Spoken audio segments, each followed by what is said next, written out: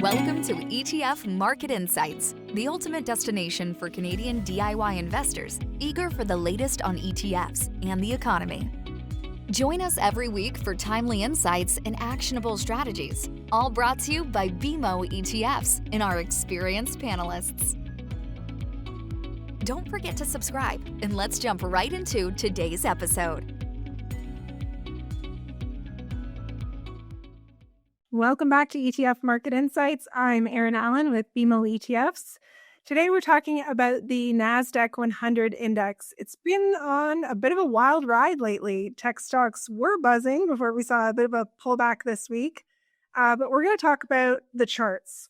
They're telling a deeper story, and today we're going to break down the trends and the technical signals and figure out what might be coming next when it comes to this important index. Before we do get started, a quick reminder that today we're not providing any investment advice or recommendations. Today is all about information and education. And today I'm pleased to be joined by NASDAQ Senior Index Research Strategist, Sara Marshall. Sara has over a decade of experience, and she actually began her career at Dorsey Wright, where she developed an expertise in technical analysis and trend following analysis. So thanks for being here, Sara. I'm looking forward to hearing your thoughts on this. Thanks for having me. I'm excited to talk to you today. First off, I thought we could sort of level set and give a bit of an intro into the index and maybe some ideas in terms of how it differentiates from some of the other well-known indexes like the S&P 500, for example. So I'll start with just what makes the NASDAQ-100 super unique. So the NASDAQ-100 is different in that it all starts with the exchange. So in 1971, the NASDAQ stock market became the world's first fully electronic exchange. In 1985, we started tracking the NASDAQ-100 index. So the NASDAQ-100 index is simply the top 100 non-financial names listed on the NASDAQ stock exchange. So these are the largest 100 non-financial names using the ICB sector or industry classifications. So these are the leaders in innovation. These, again, starting back in 1971, that's when Intel listed, which is in the index today. But we attract leaders in innovation across various sectors, not just tech. And we've seen 46 consecutive quarters of leadership in terms of IPOs. And currently we have about 3,300 names listed on the NASDAQ stock exchange. And again, this index is going to pick those top 100. I think not only, is it just 100 names, and the S&P 500 is 500 names, the Dow is 30 names, so very different in what we're measuring here. But the NASDAQ-100, while it's not just tech, it is also not just U.S. We do have some global names, Lululemon being one of them, which differentiates, from the S&P 500 as well as the Dow. So we like to think of ourselves as the benchmark of the 21st century. These names are the ones that are driving innovation. These are brands and products that are listed on the NASDAQ and are in the NASDAQ-100 index that we use throughout our daily lives. I can already tell you, I woke up and looked at my iPhone. I've used YouTube TV today. I had some Starbucks coffee. Like, these are all NASDAQ-100 names. And again, we like to think of the NASDAQ-100 as the benchmark of the 21st century. All right. I love it. And it has been on a pretty wild tear until maybe yesterday. We were filming this on Wednesday. But talk to us a bit about performance relative to other indexes for the longer term. So year to date, the NASDAQ-100 is up again through yesterday's close, so the 23rd, 18% on a total return basis. The S&P 500 is up about 14%. When we take that and we look over the last year, the NASDAQ-100 is up 25% versus 18% for the S&P. So outperforming on those two relatively short-term look backs. But when we pull this back to the end of 2007, the NASDAQ-100 is up over 1,300%. The S&P is up about 540. So that's a difference of over 760%. The Dow over that same time frame is up 435%. So all of these returns, I think, would be great to see, in a portfolio. But if you had to pick one, I think, we see which one has managed to significantly outperform. And even when we narrow it down to stripping out just the tech names in the S&P 500 or just looking at a growth index or other broad market benchmarks, we see the same pattern of long-term outperformance. So the index is tech heavy. I often hear people are, when they're looking for tech, just use NASDAQ 100, even though it's not 100% tech. But can you talk to us a bit how this has evolved over time in terms of the sector composition of the index? Yeah, I think the biggest misconception of the index is, again, that it's a pure tech index. It is 60% technology, so does have an overweight, but it also has a notable weighting in these new economy sectors that we like to think of. So think of consumer discretionary and healthcare. Just within the top 10 names based on total index weight, NVIDIA is the top weighted name currently, along with Microsoft, Apple, and Broadcom. And some other Mag 7 names, the Magnificent Seven. But one interesting name, I think, that is currently in the top 10 that is not something that you think of when you think of tech is Costco. So that's reflective, again, of this benchmark of the 21st century, not just a tech index, but truly an innovation index, and one I think is reflective of our everyday lives. And again, tech and products that we are touching on a daily basis. So we are familiar with them, but these are also some of the same companies that are truly pushing innovation, spending massive amounts of money on R&D, filing patents in different areas. Again, so names that we know, but also names that are also innovating at the same time. Costco, one of my favorite. I spend a lot of money at Costco. BMO was early to the market here in Canada in terms of the NASDAQ 100 tracking index ETFs. So we had our ZQQ, which launched in 2010, and that's the hedged version. And then we also have ZNQ and ZNQ.U, so US dollar as well. So we've got all the options for you to access the NASDAQ 100 here under one roof, which is nice.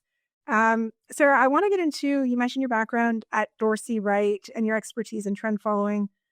I want to get an idea in terms of how does that shape your view of the index today? So currently up on the screen is the point and figure chart of the NASDAQ 100 index. You do not need to know how to read this chart or get even bogged down with all the numbers that you see on your screen.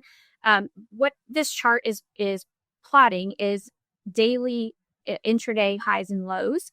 We don't have to chart every single day. We only are plotting an X or an O on the chart when there is a significant enough move to do so. So X's are charted when price is moving higher. O's are charted when the price is falling. So just looking at this on the bottom, you can see the years. So we have 2024, that anything between 2024 here and all the way to the right in 2025, that is price movement that the NASDAQ 100 saw over that time frame. So time is not anything that is necessarily taken into account when charting, but we do have those years at the bottom just so that you can for context. And then also when you see the ones and the twos, and you'll see one digit here throughout the chart. So that's just the first move made in those different months. A stands for October, B November, and C December, just because we can only fit one digit. But that's why you'll see some numbers and letters here mixed in with these X's and O's. But all you really have to see is just the direction of the price movement. So again, in 2025, we're starting down here. It's read from left to right.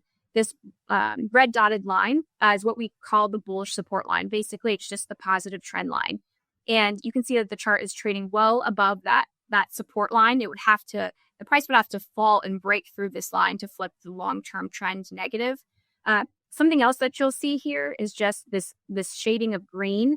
This particular chart is shaded in green when the chart has given a positive bullish signal called a point and figure buy signal.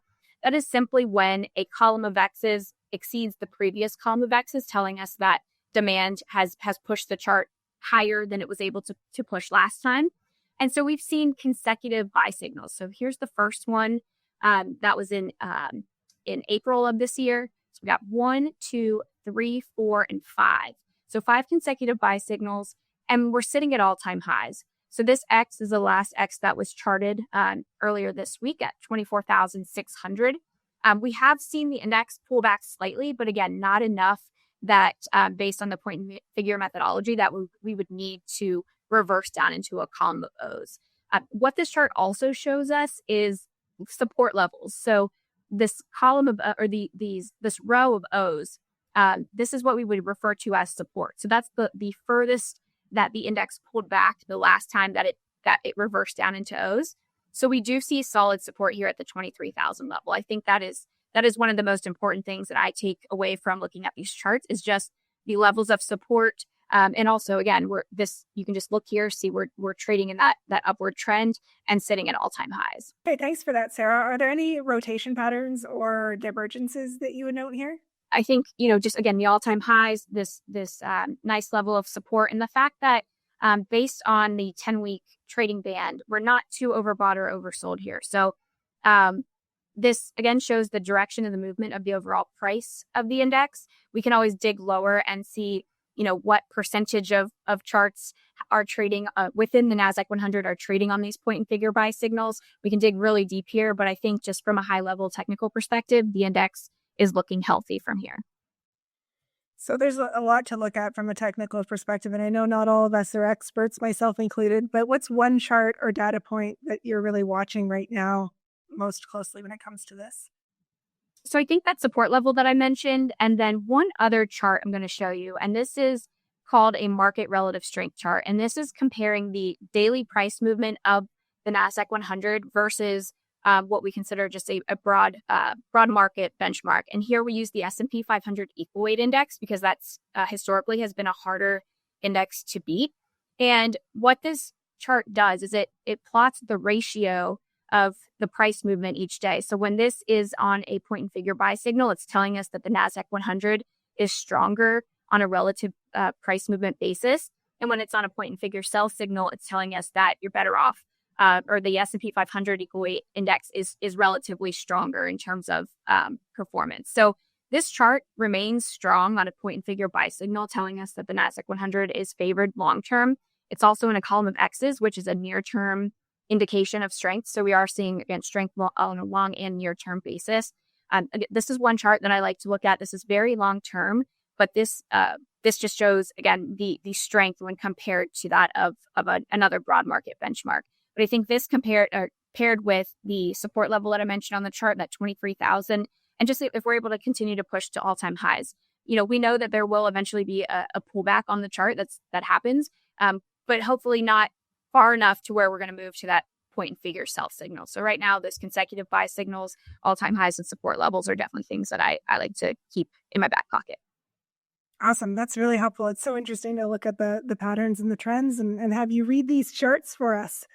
Can you talk to us a bit, like under the hood of NASDAQ, let's get into the individual companies. Can you walk us through who some of the top performers and top detractors have been this year?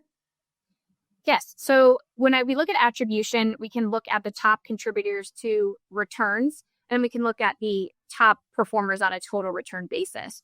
And so some of these names actually surprised me. So the top contributors to returns, so to that 17% so far this year, NVIDIA, Broadcom, so we see that, that chip theme and AI theme, Microsoft and Palantir, which is a recent ad, and Netflix. And then we can look on the opposite end and see which ones are actually pulling the index down the most. And this is, I think, what surprised me here. Adobe is the top, and then Apple is the second largest detractor. We also see Marvell Technologies, the Trade Desk, and Lululemon as detractors. And then on a total return basis, again, just looking at the individual stocks, not based on their weight, the top performer in the NASDAQ-100 is currently Palantir. That's up over 141%. And then the worst performing is going to be the Trade Desk, which has lost 60% this year. Great. That's a good update. And then maybe to close this out here, Sarah, would love your thoughts in terms of any potential risks or catalysts to the NASDAQ-100's overall trajectory as we head into the end of the year and into next year. Yeah, I think obviously there's always unknown or like what's the next big scary thing. I think three just high level points that, could either propel the index higher or, potentially cause some drag here. But further Fed rate cuts, we're looking at that. We're also looking at potential acceleration and adoption in AI and large language model deployment. So if that can continue its pace, we could see that continue to push these chip names and these AI names higher.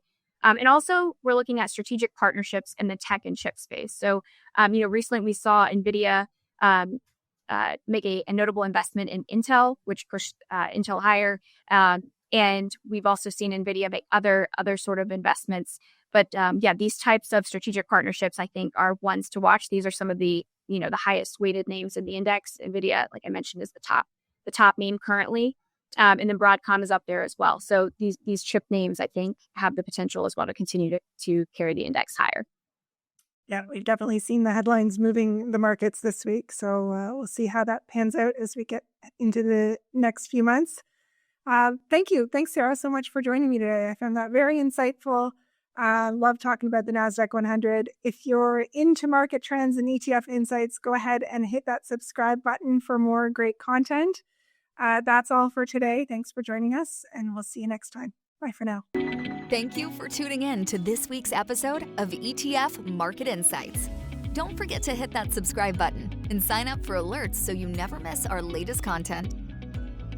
For more insights and to keep the conversation going, visit us at etfmarketinsights.com. Join our mailing list and explore a wealth of resources and tools designed just for ETF investors. Until next time, stay informed and empowered in your investing journey. This session is for informational purposes only. Any reference to a particular company or product is for illustrative purposes only and should not be considered as investment advice or a recommendation to buy or sell. Particular investment and/or trading strategies should be evaluated relative to the individual's investment objectives, and professional advice should be obtained with respect to your unique circumstances.